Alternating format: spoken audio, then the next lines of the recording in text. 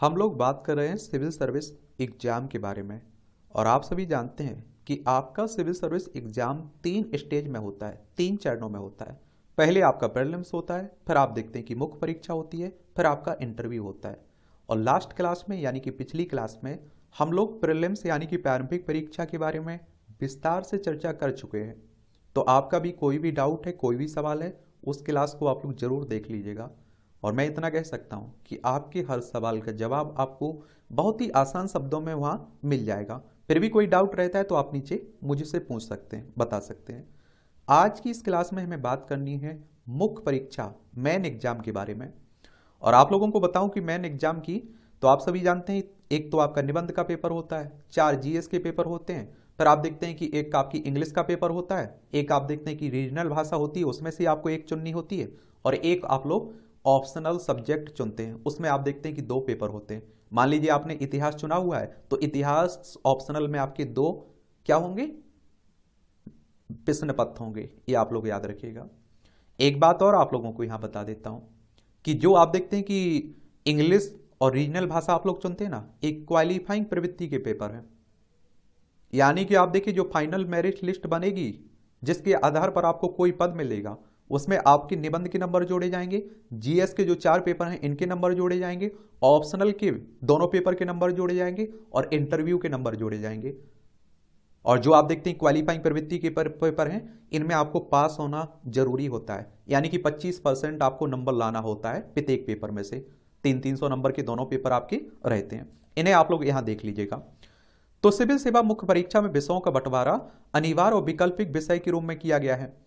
और इसमें आप लोग देखेंगे कि अनिवार्य विषयों में निबंध हो गया, सामान्य अध्ययन के 4 प्रश्न पत्र हो गए, अंग्रेजी भाषा क्वालिफाइंग प्रवृत्ति का है वो हो गया, हिंदी या फिर संविधान की 8वीं अनुसूची में शामिल कोई भाषा ये भी क्वालिफाइंग प्रवृत्ति का है। वैकल्पिक विषय के अंतर्गत प्रगति में दिए गए विषयों से आप लोग एक विषय चुन सकते हैं, उसमें भी 2 पेपर आपके होंगे। अब आप देखिए यहां आप लोग और अच्छे से देख सकते हैं। देखिए जैसे निबंध है आपका पहला प्रश्न पत्र, और आप लोगों को बता दूं पहले दिन में आपका निबंध का पेपर खत्म हो जाता है। पिछले सालों के अगर आप लोग देखें ना टाइम टेबल मुख्य परीक्षा के उठा के, तो पहले पेपर में आज मान लीजिए मेरा कोई पेपर है तो निबंध का पेपर खत्म हो जाएगा एक ही दिन में। फिर दूसरे दिन आप देखेंगे क्या होगा, अगर आप देखिए छुट्टी नहीं है किसी कारण से, तब की बात कर रहा हूं मैं, अगर बीच में छुट्टी है तो उस दिन छुट्टी हो जाएगी, उसके अगले दिन होगा पेपर। तो आप देखिए अगले दिन आपका प्रश्न पत्र जो दूसरा और तीसरा, जैसे आप लोग सामान्य अध्ययन पेपर 1 और सामान्य अध्ययन पेपर 2 के नाम से जानते हैं, दोनों एक ही दिन में खत्म हो जाएंगे। और फिर आप देखते हैं कि उसके अगले दिन आपका प्रश्न पत्र 4 और प्रश्न पत्र 5, यानी कि जो आपका जीएस का पहला कौन सा तीसरा और चौथा पेपर है वो एक दिन में खत्म हो जाएगा। फिर जो क्वालिफाइंग प्रवृत्ति के पेपर हैं वो भी एक ही दिन में दोनों पेपर खत्म हो जाएंगे।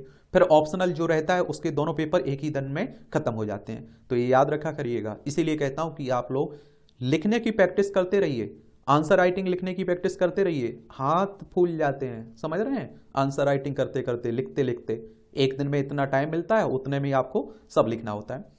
तो निबंध प्रश्न पत्र पहला है जो निबंध, इसके लिए आपके पास 3 घंटे का समय रहता है, 250 नंबर रहते हैं, 250 अंक का ये होता है। प्रश्न पत्र दूसरा, इसे आप लोग सामान्य अध्ययन 1 के नाम से जानते हैं। और इसमें आप देखिए भारतीय विरासत और संस्कृति, विश्व का इतिहास एवं भूगोल तथा समाज से क्वेश्चंस पूछे जाएंगे, लिखित में रहते हैं। और ये आप देखिए वैकल्पिक नहीं रहते हैं क्वेश्चंस, ये लिखित में रहते हैं, ये आप लोग याद रखिएगा। इसके लिए भी आपके पास 3 घंटे का समय रहेगा, 250 अंक रहेंगे, 250 नंबर रहेंगे। प्रश्न पत्र तीसरा, इसे सामान्य अध्ययन 2 के नाम से जानते हैं। शासन व्यवस्था, संविधान, राज्य व्यवस्था, सामाजिक न्याय तथा अंतर्राष्ट्रीय संबंध से क्वेश्चंस पूछे जाएंगे। 3 घंटे का इसके लिए भी आपके पास टाइम रहेगा, और 250 अंक रहेंगे, 250 नंबर रहेंगे। प्रश्न पत्र 4, ये सामान्य अध्ययन तीसरे के नाम से जानते हैं, 3 के नाम से। प्रौद्योगिकी, आर्थिक विकास, जैव विविधता, पर्यावरण सुरक्षा तथा आपदा प्रबंधन से क्वेश्चंस पूछे जाएंगे। 3 घंटे का समय आपके लिए पेपर के लिए इसके लिए भी रहेगा, 250 अंक रहेंगे, इसके लिए नंबर रहेंगे। प्रश्न पत्र 5, सामान्य अध्ययन 4, नीति शास्त्र और सत्यनिष्ठा और अभिव्यक्ति, सामान्य अध्ययन 4 के नाम से जानते हैं इसे। और इसके लिए भी आपके पास 3 घंटे का समय रहेगा, 250 अंक रहेंगे। और आप देखेंगे कि प्रश्न पत्र 6, इसमें आप देखिए वैकल्पिक विषय प्रश्न पत्र पहला और ये भी आप देखते हैं कि 3 घंटे का रहता है और 250 अंक रहते हैं। प्रश्न पत्र 7 वैकल्पिक विषय, जो दूसरा प्रश्न पत्र है ना, दूसरा, ये भी 3 घंटे का रहता है, 250 अंक का रहता है। फिर आप देखते हैं कि प्रश्न पत्र का एक क्वालिफाइंग प्रवृत्ति का रहता है, अंग्रेजी भाषा का रहता है, 300 नंबर का रहता है, 3 घंटे का समय रहता है इसके लिए, और आपको 25% इसमें नंबर चाहिए होते हैं पास होने के लिए केवल। इसके फाइनल मेरिट लिस्ट में नंबर नहीं जुड़ते हैं, ये याद रखिएगा बात, यानी कि 75 नंबर आपको पास होने के लिए लाना पड़ेगा, लेकिन इसके लिए आपको पढ़ना पड़ेगा, ये भी याद रखिएगा। प्रश्न पत्र खा एक क्वालिफाइंग प्रवृत्ति का है, ये हिंदी या संविधान की 8वीं अनुसूची में शामिल कोई भी भाषा आप लोग चुन सकते हैं। ये भी 300 नंबर का रहता है, 3 घंटे का समय रहता है, इसमें भी आपको 25% नंबर लाना होता है, यानी कि 75 नंबर आपको लाना होता है। तो इस तरह से आप लोगों को एक बात बता दूं कि जो आप देख रहे हैं निबंध का पेपर, फिर आप देखते हैं कि जीएस के 4 पेपर, फिर ऑप्शनल के 2 पेपर, इस तरह से टोटल 1750 अंक का आपकी मुख्य परीक्षा में जो मेरिट लिस्ट वाले पेपर है ना, उनके रहते हैं, और इसमें 275 इंटरव्यू के जुड़ जाते हैं, और इस तरह से आप देखेंगे 2025 अंक हो जाते हैं, और इन्हीं अंकों के आधार पर आपकी मेरिट लिस्ट बनती है और आपको कोई पद दिया जाता है। ये 300 नंबर के 2 पेपर है ना, इसमें केवल आपको पास होना होता है, इसके नंबर फाइनल मेरिट लिस्ट में नहीं जुड़ते हैं, ये बात आप लोग याद रखिएगा। पहले भी हम लोग इसके बारे में बात कर चुके हैं। दोनों क्वालिफाइंग प्रश्नों पत्र के अंक योग्यता निर्धारण के लिए नहीं जोड़े जाते हैं, जो आ और बा है ना, उसी की बात हो रही है। क्वालिफाइंग प्रवृत्ति के दोनों प्रश्न पत्र 300 अंकों के होते हैं। भारतीय भाषा में न्यूनतम अर्हता अंक 75 अंक यानी कि 25%, और अंग्रेजी में न्यूनतम अर्हता अंक 25% यानी कि 75 नंबर निर्धारित किए गए हैं। मुख्य परीक्षा के प्रश्न पत्र अंग्रेजी और हिंदी दोनों भाषाओं में साथ साथ प्रकाशित किए जाते हैं, पर उम्मीदवारों को संविधान की 8वीं अनुसूची में शामिल 22 भाषाओं में से किसी भी में उत्तर देने की छूट होती है। वे सिविल सेवा परीक्षा के फॉर्म में मुख्य परीक्षा हेतु जिस भाषा को अपने माध्यम के तौर पर अंकित करते हैं, उन्हें मुख्य परीक्षा के सभी प्रश्न पत्रों के उत्तर उसी भाषा में लिखने होते हैं। अगर आपकी भाषा हिंदी है तो आप हिंदी में ही लिखेंगे ना। केवल साहित्य के विषयों में यह छूट होती है कि उम्मीदवार उसी भाषा की लिपि में उत्तर लिखता है, चाहे उसका माध्यम वह ना भाषा ना हो। उदाहरण के लिए अंग्रेजी माध्यम का उम्मीदवार अगर वैकल्पिक विषय के रूप में हिंदी साहित्य का चयन करता है तो उसके उत्तर वह देवनागरी लिपि में लिखेगा। शेष मामलों में इसकी अनुमति नहीं है। उम्मीदवार अलग अलग प्रश्न पत्रों के उत्तर अलग अलग भाषाओं में दे, हालांकि कुछ राज्यों के लोक सेवा आयोग ने ऐसी अनुमति दी हुई है। चलिए अब हम बात करते हैं प्रश्न पत्र पहले की, निबंध की। इसका सिलेबस क्या है, और आप लोगों से कह रहा हूं कि निबंध का कोई सिलेबस आपको नहीं दिया गया है। इसमें कह दिया गया आपको कुछ लाइनों में कि उम्मीदवार को एक निर्दिष्ट विषय पर निबंध लिखना होगा और विषय के विकल्प दिए जाएंगे। उनमें उनसे आशा की जाती है कि अपने विचारों को निबंध के विषय के निकट रखते हुए क्रमबद्ध करें और संक्षेप में लिखें।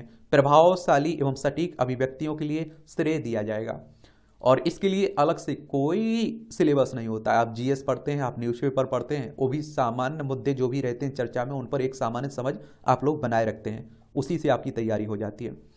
निबंध का प्रश्न पत्र मुख्यतः 2 भागों मूर्त एवं अमूर्त रूप में विभाजित रहता है। प्रत्येक भाग में दिए गए 4 विकल्पों में से एक विकल्प पर आपका चयन करना होता है, और कुल 2 निबंध लिखने होते हैं, और एक जो 4 सब्जेक्ट आपको एक खंड में दिए हुए होंगे उनमें से एक चुनना होगा आपको, और उस पर आप देखते हैं कि 1000 से 1200 शब्दों में आपको निबंध लिखना होगा। खंड बी में से आप लोगों को एक सब्जेक्ट चुनना होगा 4 में से, उस पर भी वो भी 125 नंबर का रहता है, और उस पर भी आपको 1000 से 1200 शब्दों में निबंध लिखना होता है। अब चलते हैं हम लोग प्रश्न पत्र दूसरी की तरफ, जिसे आप लोग सामान्य अध्ययन प्रश्न पत्र 1 के नाम से जानते हैं। इसमें आप देखिए भारतीय विरासत और संस्कृति, विश्व का इतिहास और भूगोल और समाज से क्वेश्चंस पूछे जाते हैं। इसमें आप देखेंगे भारत क्या क्या पढ़ना है आपको, उसकी बात हो रही है। भारतीय संस्कृति में प्राचीन काल से आधुनिक काल तक के कला के रूप, साहित्य और आप देखेंगे वास्तुकला के मुख्य पहलू शामिल होंगे। फिर आप देखिए 18वीं सदी के लगभग मध्य से लेकर वर्तमान समय तक का आधुनिक भारतीय इतिहास, महत्वपूर्ण घटनाएं, व्यक्तित्व विषय के बारे में क्वेश्चंस पूछे जाएंगे, ये भी आप लोगों को पढ़ना होगा। फिर आप लोगों को इसमें पढ़ना है स्वतंत्रता संग्राम, इसके विभिन्न चरण और देश के विभिन्न भागों में से इसमें अपना योगदान देने वाले महत्वपूर्ण व्यक्ति और उनका योगदान के बारे में पढ़ना है। फिर आप लोगों को स्वतंत्रता के पश्चात देश के अंदर एकीकरण और पुनर्गठन के बारे में पढ़ना है। विश्व के इतिहास में 18वीं सदी तथा बाद की घटनाओं यथा औद्योगिक क्रांति, विश्व युद्ध, राष्ट्रीय सीमाओं का पुनर्सीमांकन, उपनिवेशवाद, और आप देखिए उपनिवेशवाद की समाप्ति, राजनीतिक दर्शन जैसे साम्यवाद, पूंजीवाद, समाजवाद आदि शामिल होंगे और उनके रूप और समाज पर उनका क्या प्रभाव पड़ा है उनके बारे में पढ़ना है। भारतीय समाज की मुख्य विशेषताएं क्या है, भारत की विविधता क्या है, उसके बारे में आपको पढ़ना है। महिलाओं की भूमिका और महिला संगठन, जनसंख्या एवं समृद्ध मुद्दे, गरीबी और विकासात्मक विषय, शहरीकरण, उनकी समस्या, उनके रक्षोपाय के बारे में पढ़ना होगा। भारतीय समाज पर भूमंडलीकरण का क्या प्रभाव पड़ा है उसके बारे में पढ़ना है। सामाजिक सशक्तिकरण, संप्रदायवाद, क्षेत्रवाद, धर्म निरपेक्षता के बारे में आपको पढ़ना है।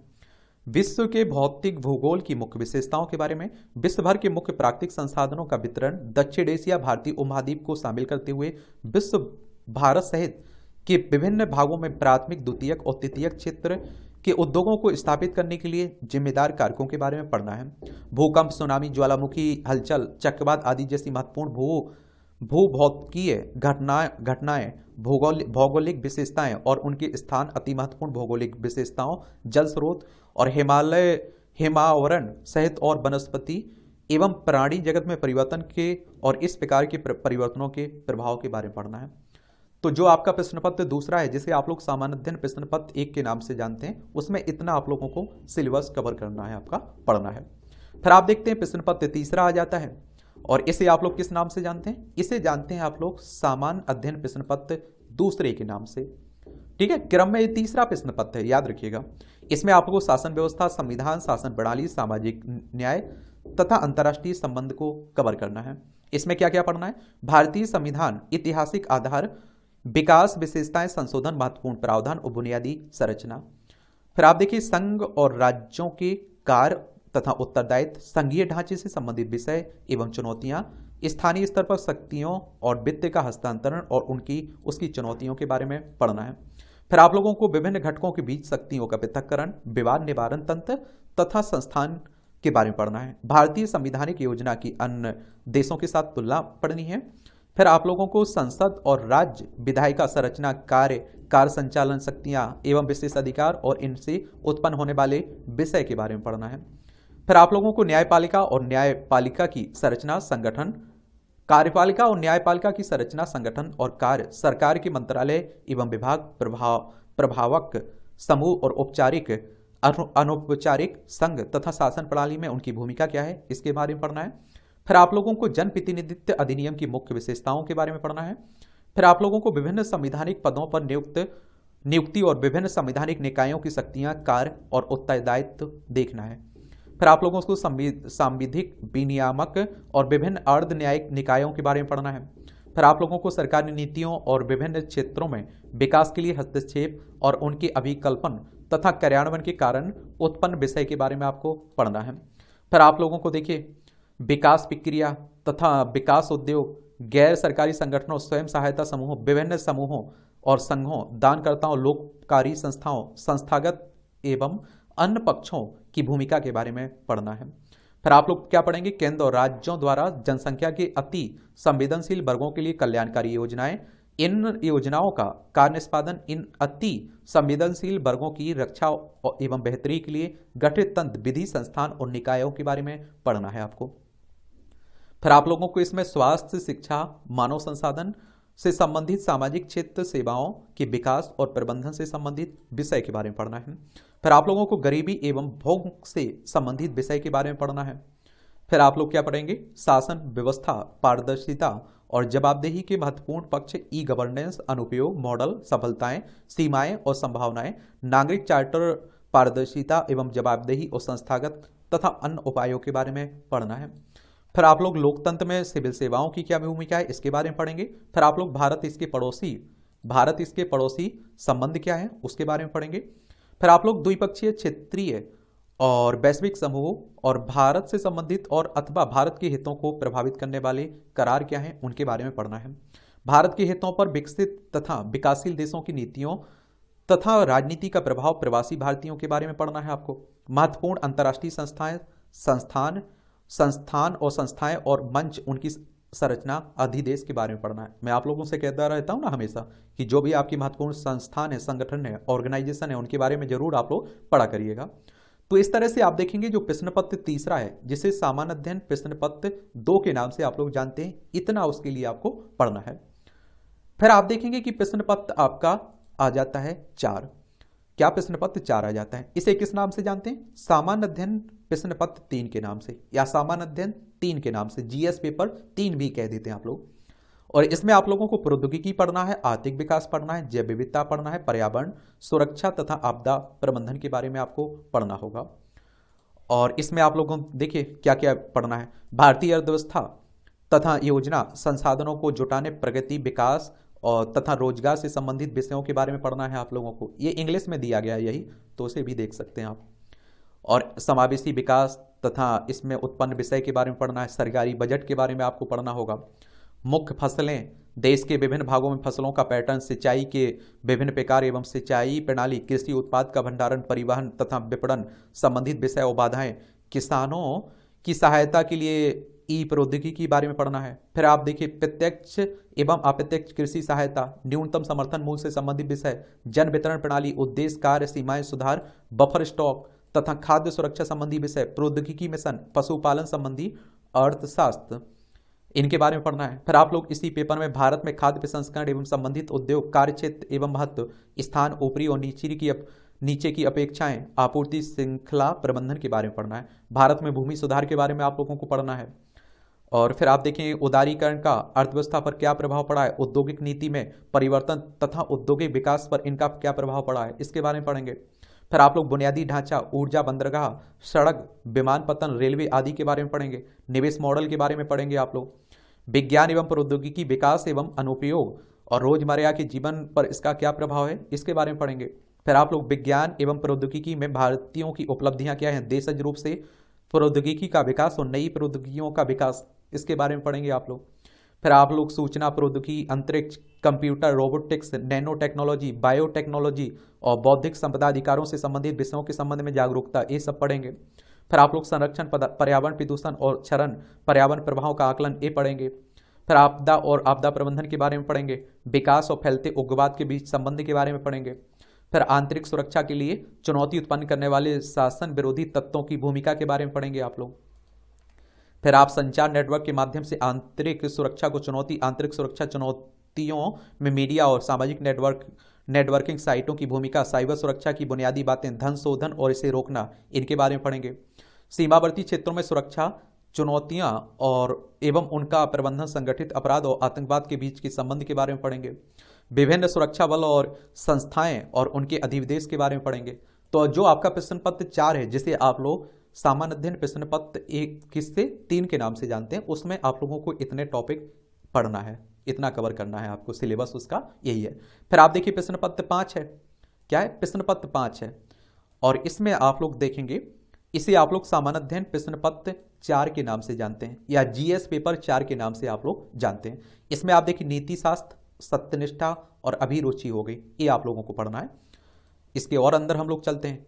इस प्रश्न पत्र में ऐसे प्रश्न शामिल होंगे जो सार्वजनिक जीवन में उम्मीदवार की सत्यनिष्ठा, ईमानदारी से संबंधित विषयों के प्रति उनकी अभिव्यक्ति तथा उनके दृष्टिकोण तथा समाज से आचार व्यवहार में विभिन्न मुद्दों तथा आप देखेंगे तथा सामने आने वाली समस्याओं के समाधान को लेकर उनकी मनोवृत्ति का परीक्षण करेंगे। इन आयामों का निर्धारण करने के लिए प्रश्न पत्र में किसी मामले के अध्ययन, केस स्टडी का माध्यम भी चुना जा सकता है। मुख्य रूप से निम्नलिखित क्षेत्रों को कवर किया जाएगा, क्योंकि आप एक सिविल सर्वेंट बन रहे हैं, समझ रहे हैं आप लोग, आपके सामने इस तरह की समस्याएं आएंगी, नॉर्मल सी बात है। तो इसमें आप देखेंगे नीति शास्त्र तथा मानवीय सहसंबंध, मानवीय क्रियाकलापों में नीति शास्त्र का सार तत्व, इसके निर्धारक और परिणाम, नीति शास्त्र के आयाम, निजी और सार्वजनिक संबंधों में नीति शास्त्र, मानवीय मूल्य, महान नेताओं, सुधारकों और प्रशासकों के जीवन तथा उनके उपदेशों से शिक्षा मूल्य विकसित करने में परिवार, समाज और आप देखेंगे शैक्षणिक संस्थाओं की भूमिका। फिर आप देखिए अभिवृत्ति में सारांश, कंटेंट, संरचना, वित्तीय विचार तथा आचरण के परिप्रेक्ष्य में इनका प्रभाव, इसका प्रभाव एवं संबंध, नैतिक और राजनीतिक अभिरुचि, सामाजिक प्रभाव और धारण। फिर आप देखते हैं कि सिविल सेवा के लिए अभिरुचि तथा बुनियादी मूल्य, सत्यनिष्ठा, भेदभाव रहित तथा गैर तरफदारी, निष्पक्षता, सार्वजनिक सेवा के प्रति समर्पण भाव, कमजोर वर्गों के प्रति सहानुभूति, सहिष्णुता तथा संवेदना के बारे में पढ़ेंगे। फिर आप लोग भावनात्मक समझ, अवधारणाएं तथा प्रशासन और शासन व्यवस्था में उनके उपयोग के बारे में पढ़ेंगे। फिर आप लोग भारत और विश्व के नैतिक विचारकों तथा दार्शनिकों के योगदान के बारे में पढ़ेंगे आप। फिर आप लोक प्रशासन में लोक सिविल सेवा मूल्य तथा नीति शास्त्र, मूल्य तथा नीति शास्त्र, स्थिति तथा समस्याएं, सरकारी तथा निजी संस्थानों में नैतिक चिंताएं तथा दुविधाएं, नैतिक मार्गदर्शन के स्रोतों के रूप में विधि, नियम, विनियम तथा अंतरात्मा, उत्तरदायित्व तथा नैतिक शासन, शासन व्यवस्था में नीतिपरक तथा नैतिक मूल्यों का सुदृढ़ीकरण, अंतर्राष्ट्रीय संबंधों तथा निधि व्यवस्था, फंडिंग में नैतिक मुद्दे, कॉरपोरेट शासन व्यवस्था के बारे में पढ़ेंगे। शासन व्यवस्था में आप देखिए ईमानदारी, लोक सेवा की अवधारणा, शासन व्यवस्था और ईमानदारी का दार्शनिक आधार, सरकार में सूचना का आदान प्रदान और पारदर्शिता, सूचना का अधिकार, नीतिपरक आचार संहिता आप देखते हैं कि आचरण संहिता, नागरिक घोषणा पत्र, कार्य संस्कृति, सेवा प्रदान करने की गुणवत्ता, लोक निधि का उपयोग, भ्रष्टाचार की चुनौती, इन सब के बारे में आप लोग पढ़ेंगे। फिर आप देखिए उपयुक्त विषयों पर मामलों संबंधी अध्ययन, केस स्टडी के बारे में आप लोग पढ़ेंगे और इसके क्वेश्चंस पेपर आप लोग देख लीजिएगा तो और अच्छे से आपको ये सिलेबस भी समझ में आ जाएगा, पाठ्यक्रम भी आप लोग समझेंगे। तो इस तरह से आप देखिए निबंध और 4 जीएस के पेपर है ना, उनकी कहानी ये हो जाती है। अगली क्लास में हम लोग क्या करेंगे, पेपर का और खा है ना, जो एक इंग्लिश का होता है, एक आप देखते हैं रीजनल भाषा जो संविधान में दी गई, उनमें से आप लोगों को चुनना होता है, तो उनके दोनों के क्या सिलेबस हैं, क्या पैटर्न है, उस पर हम लोग बात कर लेंगे। फिर उसके बाद हम लोग ऑप्शनल सब्जेक्ट के बारे में भी बात कर लेंगे और क्या करेंगे कि ऑप्शनल सब्जेक्ट के तो आप देखेंगे 1-2 सब्जेक्ट, 2-3 सब्जेक्ट के हम लोग सिलेबस कवर करेंगे, उतने में आप लोगों को पैटर्न समझ में आ जाएगा ऑप्शनल का। बाकी आप लोगों की पीडीएफ सभी की टेलीग्राम पर डाल देंगे, तो वहां से आप लोग अपने ऑप्शनल की जो भी पाठ्यक्रम है उसे आप लोग डाउनलोड करके अपने पास रख सकते हैं। पुराने क्वेश्चंस पेपर भी आपको, मैं आप लोगों से हमेशा कहता हूं कि सिविल सर्विस के आप लोगों को पेपर चाहिए किसी भी एग्जाम के, तो उसकी ऑफिशियल साइट पर जाया करिएगा। यूपीएससी की मेन साइट पर जाइए आप, वहां आपको सभी पेपर मिल जाएंगे, सब कुछ आपको मिल जाएगा। थोड़ी मेहनत किया करिएगा, सर्च किया करिएगा, रिसर्च किया करिएगा, ठीक है। अब आपका कोई सवाल हो, मेरे लिए सुझाव हो, तो आप लोग जरूर बता सकते हैं। बाकी आप लोग मेहनत करते रहिए, पढ़ते रहिए, ईमानदारी से मेहनत करिए, ठीक है।